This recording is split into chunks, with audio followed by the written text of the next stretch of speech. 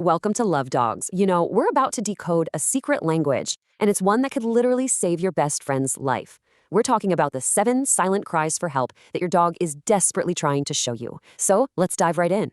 First, let me ask you a question. If your dog was in some serious pain, would they actually tell you? Would they come over, whine, maybe nudge you to show you where it hurts? Well, the answer might surprise you. It's almost always a hard no. And the reason why is, well, it's fascinating, and it's something every single dog owner needs to understand. You see, for thousands and thousands of years, your dog's survival hinged on one single incredible skill, their ability to hide pain. This isn't them being stubborn or trying to hide something from you. It's a powerful, ancient instinct that's literally etched into their DNA. It all comes down to this ancestral instinct. Think about it. In a wolf pack, an animal that shows weakness, well, they're basically a walking target. They become a liability to the entire group. Because of this, our dogs are biologically programmed to be absolute masters of disguise, hiding their suffering until it becomes completely and totally unbearable. So by the time you actually see a limp or hear them cry out, their pain is already at a 10 out of 10. But here's the thing. For weeks, maybe even months before that big, obvious sign, they were sending out little signals. Today, we are going to learn how to read 7 of these critical, silent cries for help. And I really want you to pay close attention to the 5th sign we're going to cover. It can look like a completely innocent, almost kind of funny behavior, but trust me, it is a code red emergency. If you ever see it, every single minute counts. Okay, let's start with sign number 1. This is something so many of us get wrong, the obsessive manicure. You see your dog constantly licking their paws and you probably think, oh, he's so clean. But that might not be what's happening at all. The key here is to really understand the difference. Unlike cats, dogs don't have this biological need to constantly groom their paws. So if the licking is constant and it's focused on one specific spot, like one paw or a wrist joint, it's not grooming. It's a cry for help. It's a sign of localized pain. Your dog isn't being clean. They're self-medicating. That rhythmic, constant action of licking actually releases endorphins, which act as a kind of natural painkiller. In older dogs especially, this is one of the top signs of arthritis. The pain is deep down in the bone, and they're licking the area to generate a little heat and soothe that inflammation. So here's a little pro tip to confirm it. Take a really close look at the fur on their paws or their joints. You see, dog saliva has these compounds in it called porphyrins, and when they're exposed to air, they oxidize and turn a reddish-brown color, just like rust. So if you see those rust-colored stains, it means your dog has been licking that spot for months because of chronic pain. All right, next up are signs 2 and 3, misleading postures. These are behaviors that can look totally happy and normal, but can be anything but. Okay, so sign number 2 is something called phantom panting. Of course, panting is totally normal after a good run or on a hot day, but what if your dog is just lying on the couch in a cool air-conditioned room and suddenly starts panting really heavily? That is a huge red flag.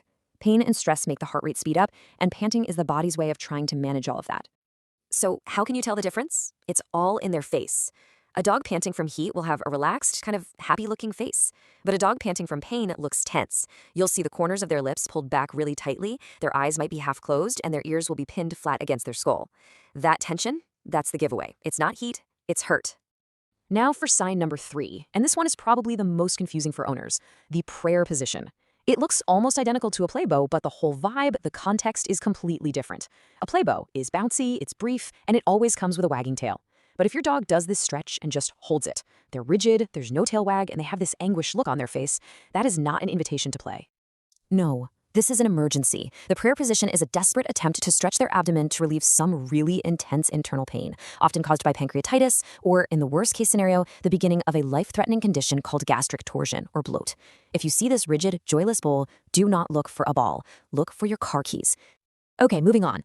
Let's look at some signs that are less about physical posture and more about personality.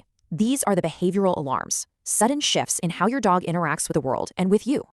So has your dog, who has always been a complete and total angel, suddenly started growling or even snapping when you touch them? Maybe when you go to put on their harness or you just pet their back. You have to know this. Sudden aggression in an adult dog is almost never a behavioral issue. It's a clinical one. If your dog has a condition like hip dysplasia or spinal pain, your loving pat can feel like an electric shock. Their growl isn't anger. It's their only way of saying, please don't touch me there, it hurts. So before you call a trainer, please call your veterinarian. And now for sign number 7, social isolation. Dogs are social creatures, right? Their safety is with their pack, which is you.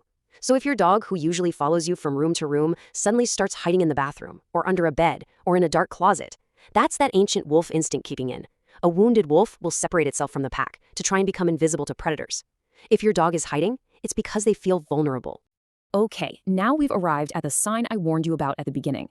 The tone here really needs to shift, because this isn't just about pain. This is a critical neurological sign that requires immediate, and I mean immediate, action. I cannot stress this enough. What we are about to discuss is an immediate veterinary emergency. This is sign number 5, head pressing. If you see your dog standing still, compulsively pressing their forehead against a wall or a door or a piece of furniture for no reason, this is not a funny quirk. This is a sign that they're experiencing unbearable pressure inside their skull. They're physically trying to push against the feeling that their head is about to explode. The causes for this are absolutely life-threatening. We're talking severe nervous system damage, serious poisoning, or even liver failure that's allowing toxins to attack the brain.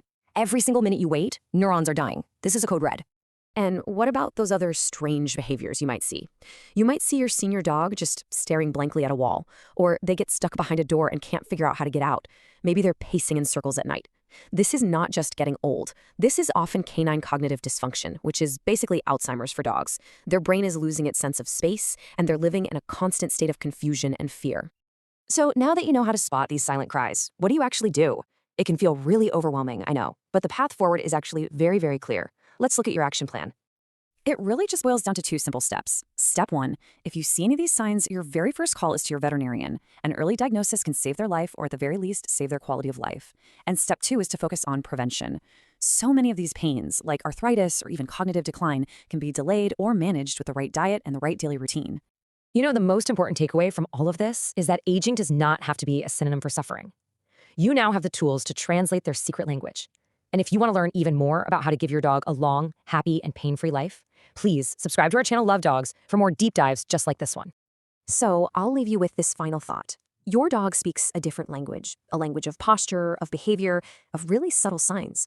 The only question left is, are you listening?